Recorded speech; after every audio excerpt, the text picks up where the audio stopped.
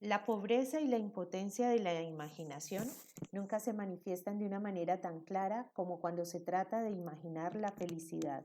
Entonces, comenzamos a inventar paraísos, islas afortunadas, países de cucaña, una vida sin riesgos, sin lucha, sin búsquedas de superación y sin muerte, y por lo tanto también sin carencias y sin deseo, un océano de mermelada sagrada, una eternidad de aburrición, metas afortunadamente inalcanzables, paraísos afortunadamente inexistentes. Todas esas fantasías serían inocentes e inocuas si no fuera porque constituyen el modelo de nuestros propósitos y de nuestros anhelos en la vida práctica. Aquí mismo, en los proyectos de la existencia cotidiana, más acá del reino de las mentiras eternas, introducimos también el ideal tonto de la seguridad garantizada, de las reconciliaciones totales, de las soluciones definitivas. Puede decirse que nuestro problema no consiste ni principalmente en que no seamos capaces de conquistar lo que nos proponemos, sino en aquello que nos proponemos, que nuestra desgracia no esté tanto en la frustración de nuestros deseos como en la forma misma de desear. Deseamos mal. En lugar de desear una relación humana inquietante, compleja y perdible, que estimule nuestra capacidad de luchar y nos obligue a cambiar, deseamos un idilio sin sombras y sin peligros, un nido de amor y por lo tanto, en última instancia, un retorno al huevo. En vez de desear una sociedad en la que sea realizable y necesario trabajar arduamente para hacer efectivas nuestras posibilidades, deseamos un mundo de satisfacción, una monstruosa sala cuna de abundancia pasivamente recibida. En lugar de desear una filosofía llena de incógnitas y preguntas abiertas, queremos poseer una doctrina global capaz de dar cuenta de todo, revelada por espíritus que nunca han existido o por caudillos que desgraciadamente sí han existido. Adán, y sobre todo Eva, tienen el mérito original de habernos liberado del paraíso. Nuestro pecado es que anhelamos regresar a él. Desconfiemos de las mañanas radiantes en las que se inicia un reino milenario. Son muy conocidos en la historia desde la antigüedad hasta hoy, los horrores a los que se pueden y suelen entregarse los partidos provistos de una verdad y una meta absolutas. Las iglesias cuyos miembros han sido alcanzados por la gracia o por la desgracia de alguna revelación. El estudio de la vida social y de la vida personal nos enseña cuán próximos se encuentran uno de otro de la idealización y el terror. La idealización del fin, de la meta y el terror de los medios que procurarán su conquista. Quienes de esta manera tratan de someter la realidad al ideal entran inevitablemente en una concepción paranoide de la verdad, en un sistema de pensamiento tal que los que se atrevieran a objetar algo quedan inmediatamente sometidos a la interpretación totalitaria. Sus argumentos no son argumentos, sino solamente síntomas de una naturaleza dañada o bien máscaras de malignos propósitos. En lugar de discutir un razonamiento, se le reduce a un juicio de pertenencia al otro, y el otro es, en este sistema, sinónimo de enemigo, o se produce un juicio de intenciones, y este sistema se desarrolla peligrosamente hasta el punto en que ya no solamente rechaza toda oposición, sino también toda diferencia. El que no está conmigo está contra mí, y el que no está completamente conmigo no está conmigo.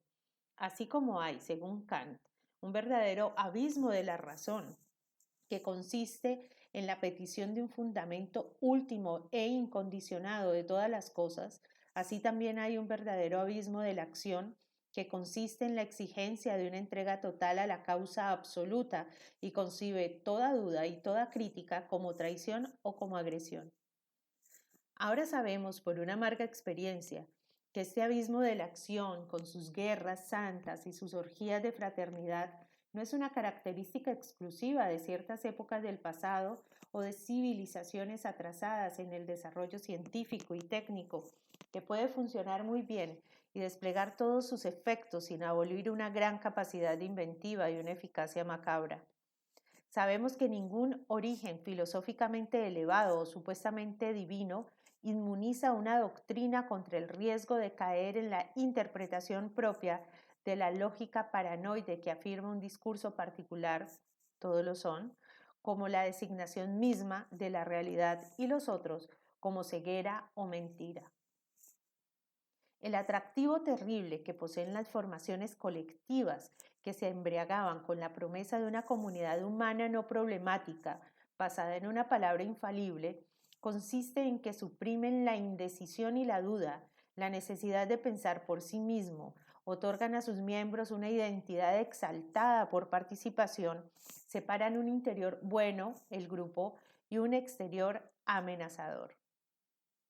Así como se ahorra sin duda la angustia, se distribuye mágicamente la ambivalencia en un amor por lo propio y un odio por lo extraño, y se produce la más grande simplificación de la vida, la más espantosa facilidad. Y cuando digo facilidad, no ignoro, no olvido que precisamente este tipo de formaciones colectivas se caracterizan por una inaudita capacidad de entrega y sacrificios, que sus miembros aceptan y desean el heroísmo cuando no aspiran a la palma del martirio. Facilidad, sin embargo, porque lo que el hombre teme por encima de todo no es la muerte y el sufrimiento en la que tantas veces se refugia, sino la angustia que genera la necesidad de ponerse en cuestión, de combinar el entusiasmo y la crítica, el amor y el respeto. Un síntoma inequívoco de la dominación de las ideologías proféticas y de los grupos que las generan o que se someten a sus lógicas doctrinales que les fueron extrañas en su origen es el descrédito en que cae el concepto de respeto. No se quiere saber nada del respeto, ni de la reciprocidad, ni de la vigencia de normas universales.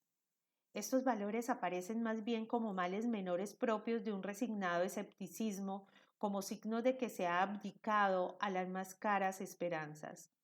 Porque el respeto y las normas solo adquieren vigencia allí donde el amor, el entusiasmo, la entrega total o la gran misión ya no pueden aspirar a determinar las relaciones humanas. Y como el respeto es siempre el respeto a la diferencia, solo puede afirmarse allí donde ya no cree que la diferencia pueda disolverse en una comunidad exaltada, transparente y espontánea o en una fusión amorosa. No se puede respetar el pensamiento del otro, tomarlo seriamente en consideración, someterlo a sus consecuencias, ejercer sobre él una crítica válida también en principio para el pensamiento propio cuando se habla desde la verdad misma, cuando creemos que la verdad habla por nuestra boca, porque entonces el pensamiento del otro solo puede ser error o mala fe, y el hecho mismo de su diferencia con nuestra verdad es prueba contundente de su falsedad sin que se requiera ninguna otra. Nuestro saber es el mapa de la realidad y toda línea que se separa de él solo puede ser imaginaria o algo peor, voluntariamente torcida por inconfesables intereses. Desde la concepción apocalíptica de la historia, las normas y las leyes de cualquier tipo son vistas como algo demasiado abstracto y mezquino frente a la gran tarea de realizar el ideal y de encarnar la promesa. Y por lo tanto, solo se reclaman y se valoran cuando ya no se cree en la misión incondicionada. Pero lo que ocurre cuando sobreviene la gran desidealización no es generalmente que se aprenda a valorar positivamente lo que tan alegremente se había desechado o estimado solo negativamente. Lo que se produce entonces, casi siempre, es una verdadera ola de pesimismo, escepticismo y realismo cínico. Se olvida entonces que la crítica a una sociedad injusta, basada en la explotación y en la dominación de clase, era fundamentalmente correcta y que el debate por una organización social racional e igualitaria sigue siendo necesaria y urgente. A la desidealización sucede el arribismo individualista, que además piensa que ha superado toda moral por el solo hecho de que ha abandonado toda esperanza de una vida cualitativamente mejor. Lo más difícil, lo más importante, lo más necesario, lo que todos y de todos modos hay que intentar es conservar la voluntad de luchar por una sociedad diferente sin caer en la interpretación paranoide de la lucha. Lo difícil, pero también lo esencial, es valorar positivamente el respeto y la diferencia, no como un mal menor y un hecho inevitable, sino como lo que enriquece la vida e impulsa la creación y el pensamiento, como aquello sin lo cual una imaginaria comunidad de los justos cantaría el eterno hosana del aburrimiento satisfecho. Hay que poner un gran signo de interrogación sobre el valor de lo fácil, no solamente sobre sus consecuencias, sino sobre la cosa misma, sobre la predilección por todo aquello que no exige de nosotros ninguna superación, ni nos pone en cuestión, ni nos obliga a desplegar nuestras posibilidades. Hay que observar con cuánta desgraciada frecuencia nos otorgamos a nosotros mismos en la vida personal y colectiva la triste facilidad de ejercer lo que llamaré una no reciprocidad lógica, es decir, el empleo de un método explicativo completamente diferente cuando se trata de dar cuenta de los problemas, los fracasos y los errores propios y los del otro cuando es adversario o cuando disputamos con él. En el caso del otro, aplicamos el esencialismo. Lo que ha hecho, lo que le ha pasado, es una manifestación de su ser más profundo. En nuestro caso, aplicamos el circunstancialismo, de manera que aún los mismos fenómenos se explican por las circunstancias adversas por alguna desgraciada coyuntura. Él es así. Yo me vi obligado. Él cosechó lo que había sembrado. Yo no pude evitar este resultado. El discurso del otro no es más que un síntoma de sus particularidades, de su raza, de su sexo, de su neurosis, de sus intereses egoístas.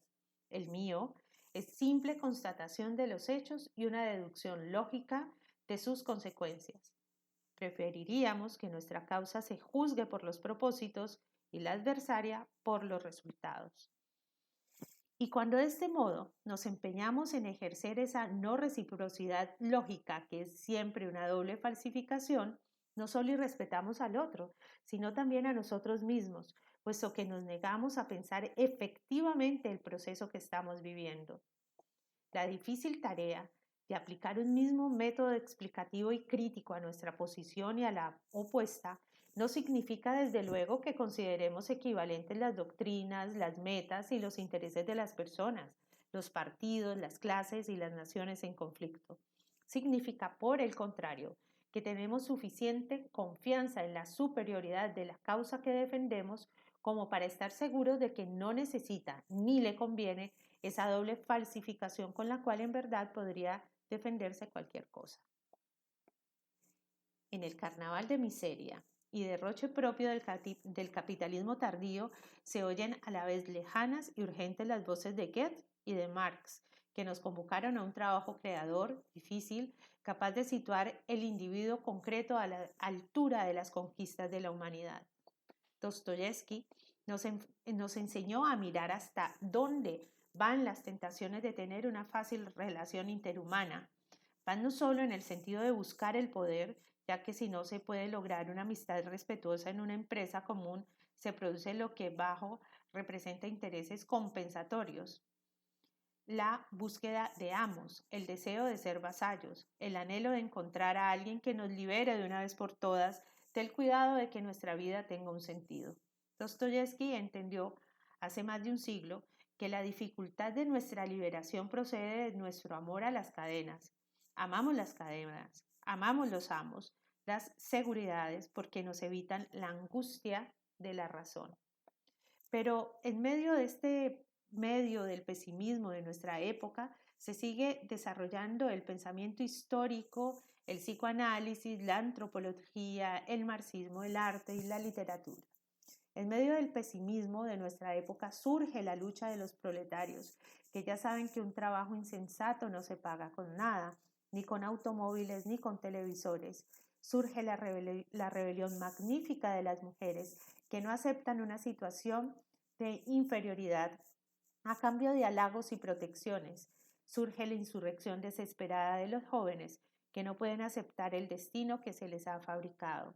Este enfoque nuevo nos permite decir como Fausto, también esta noche, tierra, permaneciste firme, y ahora renaces de nuevo a mi alrededor, y alientas otra vez en mí la aspiración de luchar sin descanso por una altísima existencia.